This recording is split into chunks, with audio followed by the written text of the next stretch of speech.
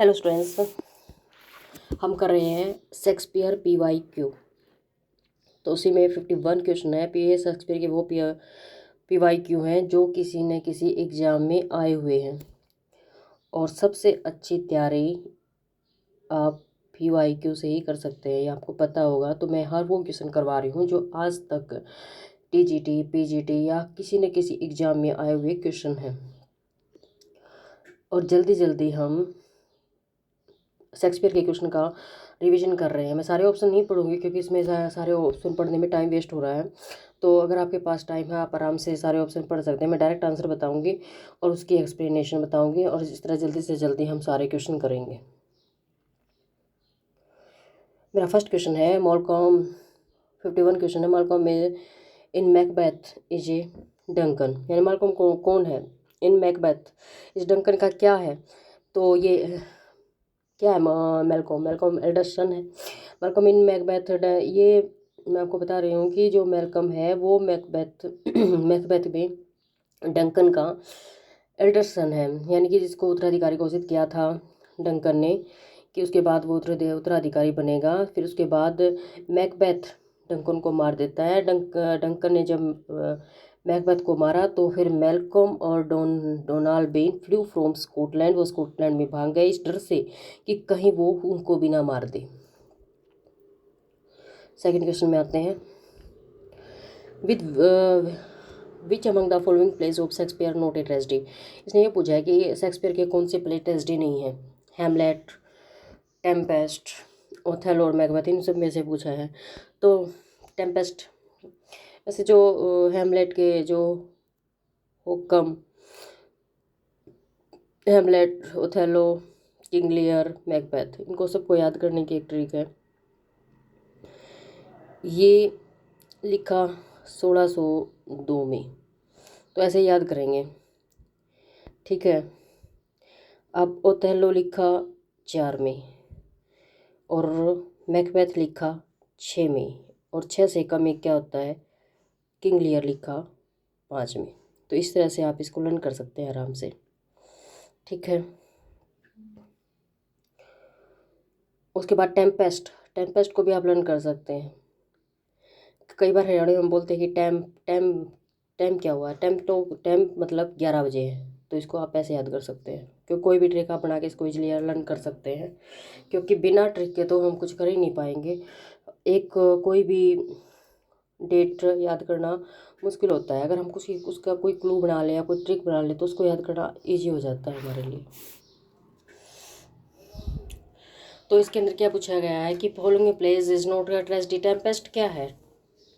Tempest tragedy नहीं है, ये ट्रेजी कॉमेडी है। सॉरी, टेम्पेस्ट क्या है? ट्रेजी कॉमेडी है। तो ट्रेजी कॉमेडी क्या होता है? जिसके अंदर पहले ट्रेजी, यानी कि पहले ट्रेजिक होता है, यानी कि पहले उसके अंदर क्या दिखाते हैं? ट्रेजेडी दिखाई जाती है, पहले दिखाई जाती है। जैसे इसमें भी प्रोस्पेरो को पहले निकाल दिया गया था राज्य से, उसके बाद फिर बाद में उसको उसका राज्य मिल गया था, यानी कि जिसकी हैप्पी एंडिंग होती है उसको ट्रेजी कॉमेडी बोलते हैं। और इसको शेक्सपियर ही इसको लेके आया था। पहले इससे पहले शेक्सपियर से पहले इसको किसी ने भी मतलब इस शैली को किसी ने नहीं बताया था, तो पहले शेक्सपियर ही थे जिसने इसको बताया था। तो Hamlet, Othello, King Lear, Macbeth, ये मोस्ट फेमस ट्रेजेडी हैं। Hamlet prince of Denmark tragedy in 5 acts, ये 5 एक्ट की ट्रेजेडी है। इसको 1602 में पब्लिश। मैंने अभी आपको ट्रिक बताई थी इसको लर्न करने की। डेट लर्न करनी बहुत ज़रूरी, क्योंकि UGC नेट में हमारे डेट्स वाले क्वेश्चन ज़्यादा आते हैं। ओथेलो 4 में, मैकबेथ 6 में, और किंग लियर 5 में, ठीक है। तो फिर नेक्स्ट क्वेश्चन पे चलते हैं। William Shakespeare play make the merchant of Venice, what condition must the prince of Morocco agree to before he may choose the from among the caskets in order to marry Portia. अब जो Portia है उसने, उसके पिता ने 3 casket रखे थे। उसको बोला था कि जो भी इनमें से कैस्केट को चूज करेगा, यानी कि उसने कुछ शर्त रखी थी कि उसी से पोर्शिया को शादी करनी है। तो इसमें मोरक्को का जो प्रिंस है वो आता है, वो भी उससे शादी करना चाहता है, तो वो भी उसको जो एक कैस्केट को चूज करता है, और वो उसका क्या मिलता है? रोंग मिलता है, और वो पोर्शिया से शादी नहीं कर पाता है। जैसे क्वेश्चन हमारा बी है, the condition must be Prince of Monaco agreed before he may choose from among the cascade in order to marry that if he chose wrong he will never marry, यानी कि अगर Portia कहती है कि अगर उसने wrong choose किया तो उससे शादी नहीं करेंगी। Prince of Morocco Morris prince है who seeks Portia hand in marriage, जो पोर्शिया से शादी करना चाहता है। The prince of Morocco ask Portia to ignore his dark countenances to win her by picking one of the three casket, यानी उसको एक कैस्केट चुन के पोर्शिया का को के साथ शादी करनी थी। सर्टेन दैट द कैस्केट, तो वो क्या होता है उसको चूज नहीं कर पाता है, वो हार जाता है, तो उस किसी पोर्शिया से शादी नहीं कर पाता है।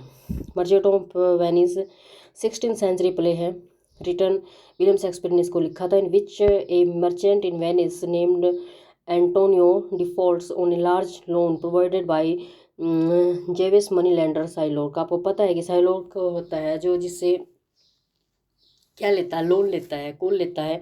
एंटोनियो लेता है। किसके लिए लेता है? वो अपने फ्रेंड के लिए लेता है ताकि वो किससे शादी कर सके, पोर्शिया से शादी कर सके। पर क्या होता है कि उसके जहाज़ डूब जाते हैं, वो टाइम पर उसको का लोन नहीं चुका पाता, तो साइलोर्क उसको क्या करता है, उससे उसका 1 किलो से उसकी बॉडी का मांस मांगता है। तो ऐसे करके स्टोरी है। तो इसमें क्या उसके ऊपर उसको उसके साथ धोखा करता है। Large loan provided by Jewish money lender, Jewish का ये मनी लेंडर है, साइलोक के द्वारा उसके मतलब लोन दे के उसके साथ क्या किया जाता है, धोखा किया जाता है। नेक्स्ट क्वेश्चन में चलते हैं। Who among the following character Shakespeare has spoken the famous line. तो शेक्सपियर का ऐसा कौन सा कैरेक्टर है जिसने लाइन बोली है, टू बी और not to be that is the question. ये बात सॉरी ये बात किसने बोली है? हैमलेट ने। किस में बोली है? हैमलेट में ही, हैमलेट ने ही ये बात बोली है।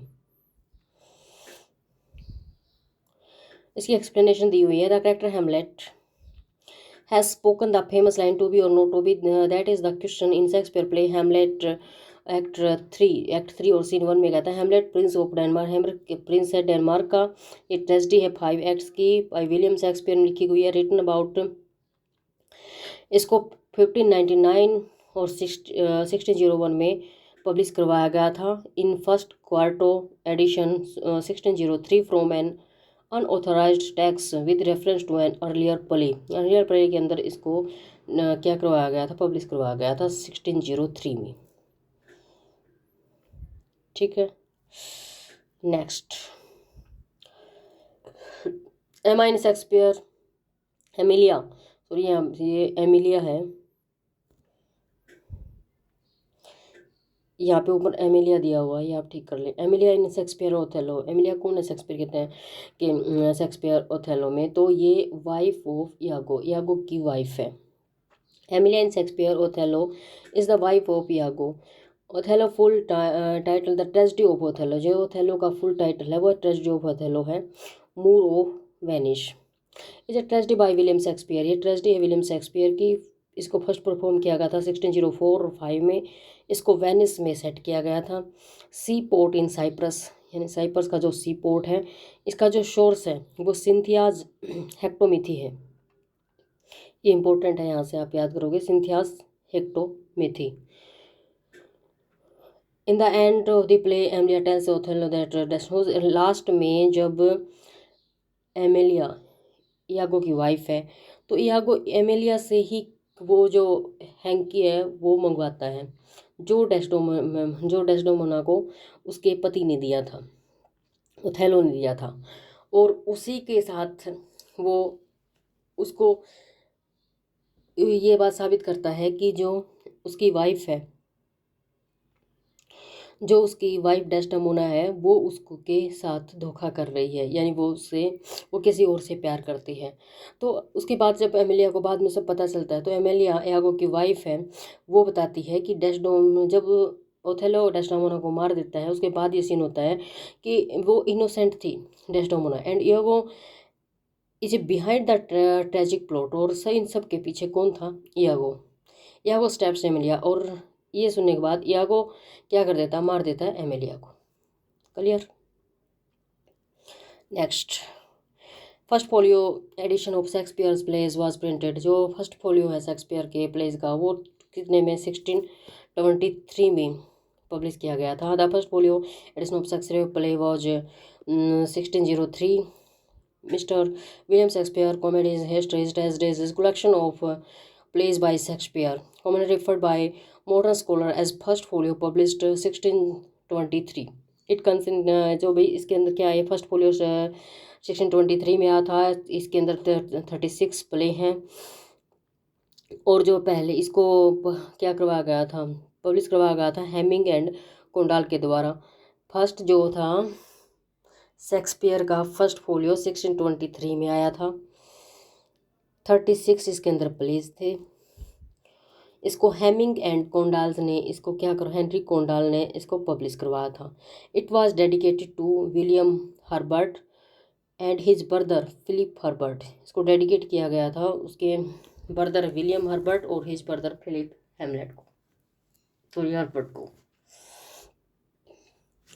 नेक्स्ट क्वेश्चन में आ गए हैं। Which play by Shakespeare describe jealousy यानी jealousy sorry the green eyed monster. किसको कहा गया ग्रीन आइड मॉन्स्टर? ओथेलो में कहा गया है, यागो को कहा गया। In Othello Shakespeare describe jealousy the green eyed monster. Act 3 scene 3 of the play Othello Iago tries to. जब यागो क्या करता है, मैनिपुलेट करता है ओथेलो को, बस उसको सजेस्ट करता है कि his wife Desdemona is having an affair, उसका कोई अफेयर है। Iago steps the seeds of jealousy in Othello minds by saying, "Oh, beware, my lord, jealousy! It is the green-eyed monster which doth mock the meat it feeds on." तो ये लाइनें कौन कहता है? यानी ये बात सारी कहकर यागो किसके दिमाग में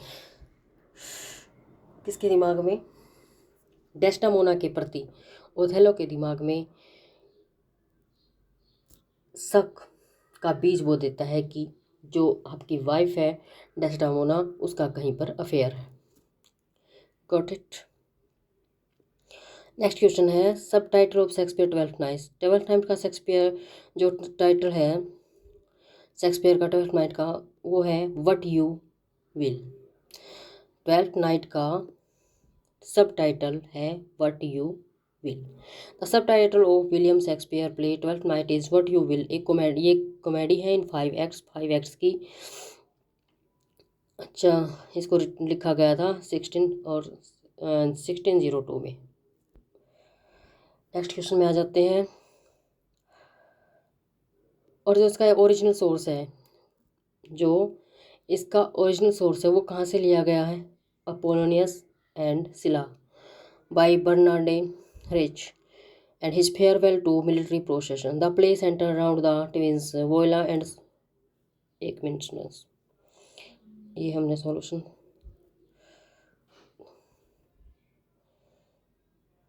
हाँ ठीक है। ट्वेल्थ नाइट का नेक्स्ट एक्सप्लेनेशन दी हुई है ये जो हम कर रहे हैं। तो इसका जो ट्वेल्थ नाइट का जो सोर्स है वो क्या है? Apolonius and Silla by Barnabe Rich and his farewell to military profession. The play center around the twins, यानी जो वोइला और सेबेस्टियन जो सेपरेट हो गए थे, अलग हो गए थे सिप्रैक में एंड और सब ने सोच लिया था कि वो डूब गए हैं। Viola disguise herself as a young man Cesario. Viola अपने आप को किस में? सिजेरियो के रूप में अपने आप को बदल लेती है, एक लड़का बन जाती है।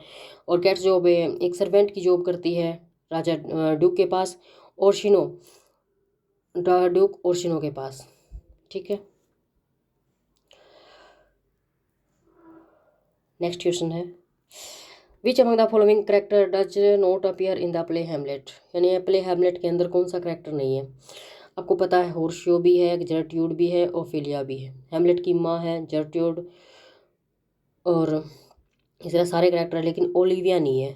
ठीक है, Olivia does not appear in the play Hamlet says fictional character Shakespeare twelfth night में के अंदर है। जैसे हमने पीछे वाला देखा था ओलिविया कौन है वैसे? वो ग्रीफ स्ट्रिकन हो जाती है, उसके भाई की डेथ हो जाती है। उसके बाद वो बोलती है कि she declared that she will be mourning for 7 year. वो कहती है कि मैं 7 साल तक अपने भाई की मौत का गम मनाऊंगी। और who does not to see anyone who does not reside in her household, यानी कि जो भी उसके घर रहता है, उसके जैसे उसके घर उसके नौकर रहते होंगे, जो भी रहता है उसके घर जो रहते हैं उससे अलग वो किसी और को नहीं देखेगी 7 साल तक। नेक्स्ट क्वेश्चन में आ गए हैं। In her essay what if Shakespeare had had sister. Virginia Woolf का ये नॉवल है, उसका ये वो एक इमेजनरी नॉवल है। उसमें ये यूँ कहती है कि अगर शेक्सपियर की बहन होती, मतलब सीधा सीधा उसका कहने का मीनिंग क्या है कि जो भी राइटर होते हैं उनको ज़्यादा छूट मिलती है, उनको सारी फैसिलिटी मिलती हैं।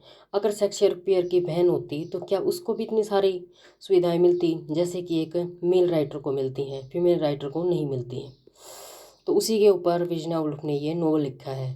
इन essay what if Shakespeare had had sister, क्या होता अगर शेक्सपियर की बहन होती। Virginia Woolf gave name to Shakespeare's hypothetical sister, what was it, यानी कि जिसको हम हाइपोथेटिकल क्या था, जिसको हम इमेजिन कर लेते हैं उसको। वाज, व्हाट वाज इट, तो ये क्या था। तो उसका नाम क्या रखा था उसने, उसका नाम उसने जूडिथ रखा था। यानी कि जो हाइपोथेटिकल, उसने सारी बातें सोच ली थी। शेक्सपियर की बहन होती है, इसको वो कैसे राइटर बनती, क्या हो, तो उसको भी सारी फैसिलिटी मिलती है। उसका नाम भी उसने क्या रखा, जूडिथ लिखा। In her essay what if Shakespeare had had a sister, Virginia Woolf name to Shakespeare hypothetical sister, उसने उसको जूडिथ का नाम दिया। Woolf create her to show how a woman with talent may be equal to Shakespeare be able to achieve the same success. एक एक women character जिसके अंदर उतना ही टैलेंट है जितना कि एक मेल के अंदर होता है, क्या वह भी इतना ही सक्सेस प्राप्त कर पाती जितना कि शेक्सपियर ने प्राप्त किया है। Shakespeare sister is same taken from a room of one's own. ये room of one's own publish हुआ था उसका 1929 में। In Shakespeare sister Woolf explore the plight of women in society in the England during the 15 and 16 century. जो Shakespeare sister का जो ये hypothetical जो ये नेम लेके आई है या जो भी इसका वर्णन किया वो उसने रूम ऑफ वंस ओवन में लिखा है। और इसने वुमेन की प्लाइट कंडीशन को सोसाइटी के अंदर, जो इंग्लैंड की सोसाइटी के अंदर 15-16 सेंचुरी के अंदर जो प्लाइट कंडीशन थी वो वीमेन की, उसके बारे में इसने बताया।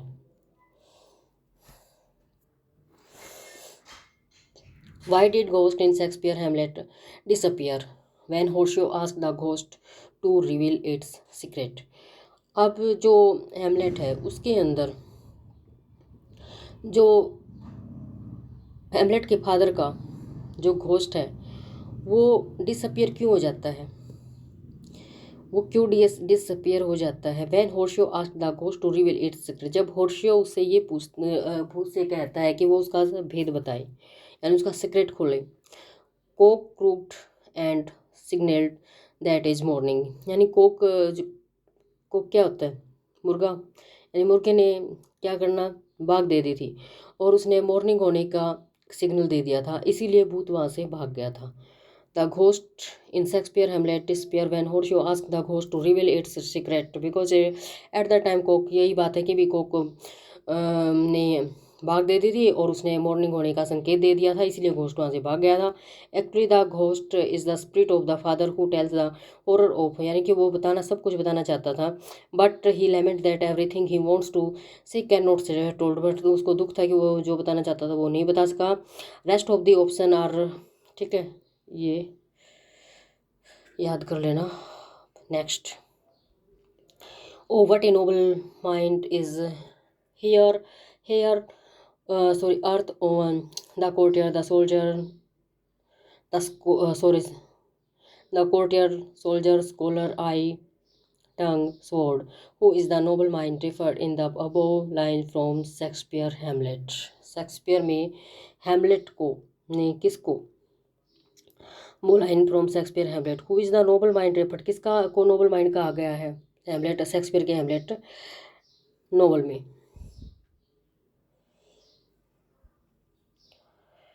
आंसर है इसका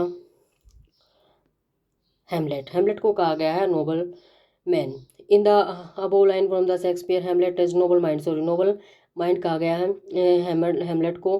this is the part of सोलोकी bye Ophelia, ये ओफेलिया ने कहा है। When Hamlet has left the room, देखो जब हेमलेट को उसके पिता की मौत का पता चलता है और उसको पता चलता है कि उसके चाचा क्लाउडियस ने ही उसके इसके फादर की डेथ की है और उसकी माँ से शादी की है, उसके बाद शेक्सपियर अपना होश मतलब डिस्टर्ब हो गया था, लेकिन उसने अपने आप को ऐसे साबित कर दिया था कि वो क्या है, वो पागल है, यानी उसकी वो पागल हो गया, उसके दिमाग की कंडीशन ठीक नहीं है, ताकि किसी को शक ना हो जो वो प्लान बना रहा है क्लोडियस को मारने का।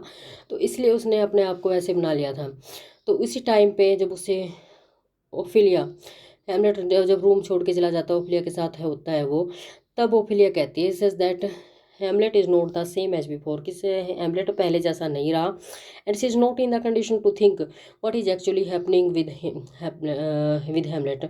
और वो इस she is not in the condition to think, और वो इस कंडीशन में नहीं है कि वह सोचे कि what is actually happening with, कि क्या एक्चुअल में क्या शेक्सपियर के साथ हुआ है, हो रहा है। Where was Hamlet when he received the news of his father death, जब हेमलेट को पता चला उसके फादर की डेथ का, की न्यूज़ का पता चला, तब हेमलेट कहाँ था? तो हेमलेट कहाँ था? जर्मनी में था, जर्मनी में वो पढ़ रहा था।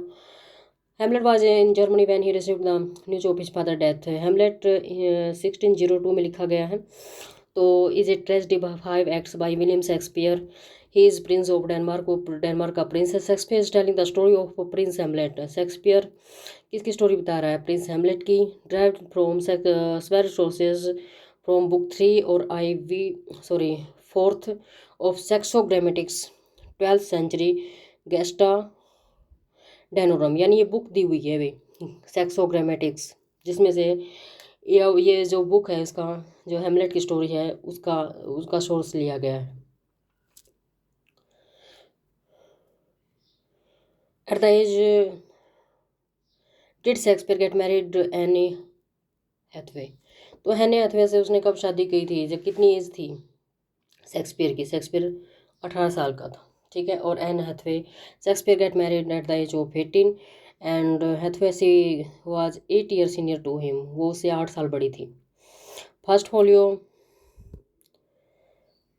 शेक्सपियर का जो फर्स्ट फोलियो है of Shakespeare works had a poem as preface, तो फर्स्ट फोलियो के अंदर had a poem as preface, किस पोइम को एज ए प्रीफेस लिया गया है? The first folio Shakespeare works had a poem as a preface by Ben Jonson. Ben Jonson was an English playwright whose artistry, उसकी जो कलात्मकता है exerted a lasting impact upon English poetry and stage comedy. He was contemporary to Shakespeare, यानी कि जो Ben Jonson है वो किसका कंटेम्प्रेरी था?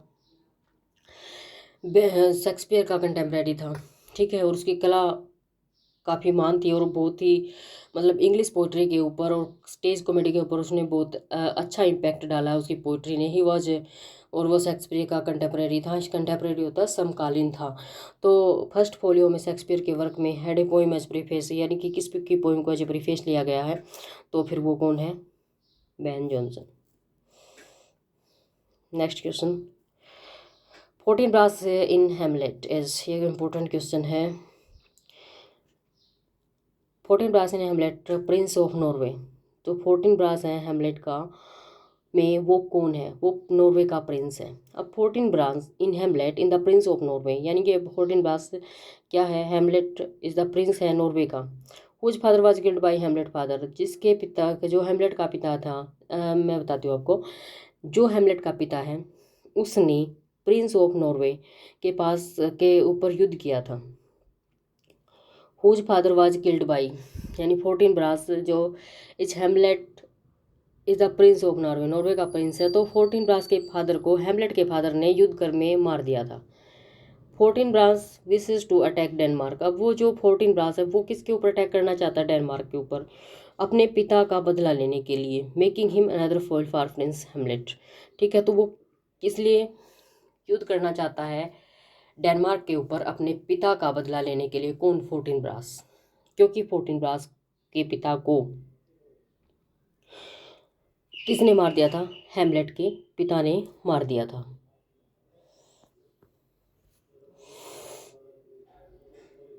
नेक्स्ट सॉरी क्वेश्चन रह गया एक। There is nothing either good or bad but makes it so from Hamlet. तो क्या है इसका क्वेश्चन? थिंकिंग, यानी there is nothing either good or bad but thinking make its so, यानी कुछ और बड़ा बुरा या बड़ा नहीं होता, बल्कि इसको अच्छा और बुरा कौन बनाती है? थिंकिंग बनाती है। तो ये भी किसकी लाइन है? हैमलेट की लाइन है। There is nothing either good or bad but make thinking making it so, this line is spoken by prince Hamlet in the play Hamlet. Hamlet में ये लाइन किसने बोली है? प्रिंस हैमलेट ने बोली है। किस में बोली है? एक्ट सेकंड और सीन 2 में। नेक्स्ट क्वेश्चन में चलते हैं। हु इज ट्रिनक्लो क्लो in the play of Tempest? Tempest के अंदर बस याद कर सकते हो, टी से ट्रिनक्लो और टी से टेम्पेस्ट। ये किंग का जेस्टर है। The Tempest is a dramatic romance by William Shakespeare. Shakespeare का ड्रामेटिक रोमांस है। Trinculo is a king jester, king का जेस्टर है। Drunken butler and a minor member of his shipwrecked party, यानी shipwrecked party का एक minor सा member है। He provide a comic foil, यानी कि फॉयल का मतलब होता है विफल करना। The other more powerful pairs of Prospero Alonso Antonio and Sebastian. Who says good wombs have borne bad sons in Hamlet, यानी ये बात कौन कहता है कि जो गर्भ होते हैं हैव बोर्न बैड सन, उनसे बुरे सन पैदा होते हैं इन हैमलेट। हैमलेट के अंदर ये बात कौन कहता है? तो ये बात मिरांडा बोलती है। Miranda the daughter of the Prospero in the Tempest, she is the heroine of the play, she says good wombs have borne bad son, यानी कि जो अच्छी गर्भ होते हैं उनसे बुरे लोग पैदा होते हैं। The Tempest is a dramatic romance by William Shakespeare. There should be the Tempest in the place of Hamlet in question.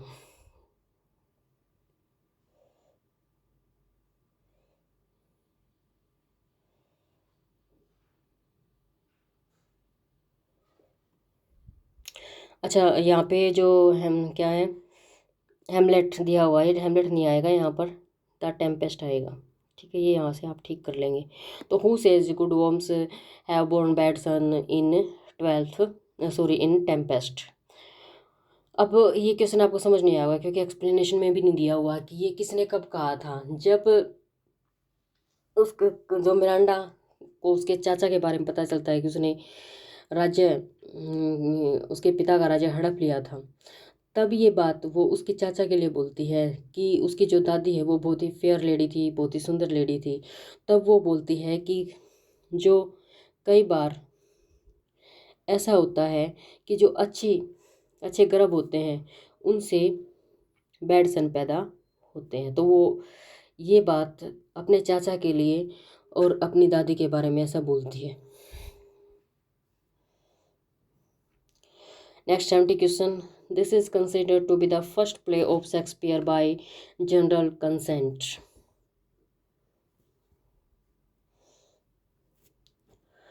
तो भाई it is considered to be the first play of Shakespeare, यानी general consent जो सहमति है उसमें Shakespeare का first play कौन सा माना जाता है? हेनरी फोर्थ का जो पार्ट फर्स्ट है, सॉरी हेनरी सिक्स का पार्ट 1 क्या माना जाता है? फर्स्ट प्ले माना जाता है। वैसे हेनरी के साथ ये इसमें भी कंफ्यूजन रहती है कि हेनरी का ये किस्म दे देते हैं 4th 5th 5th 7th 8th, कि हेनरी के साथ के कौन कौन से थे। तो हेनरी में जो आता है वो आता है, आप याद कर सकते हैं, 4th है, 6th है और 8th है। ठीक है, दो का इसमें डिफरेंस है। 4th है, 6th, Henry 4th, Henry 6th और हेनरी 8th। क्वेश्चन दिया जाता है कि हेनरी 7th, और भी साथ में ऑप्शन में दिया जाएगा कि इसमें से कौन सा हेनरी से कौन सा नहीं है।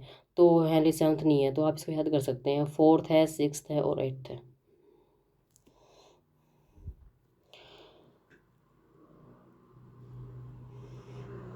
हेनरी जो पार्ट 1 है हिस्ट्री प्ले है शेक्सपियर का,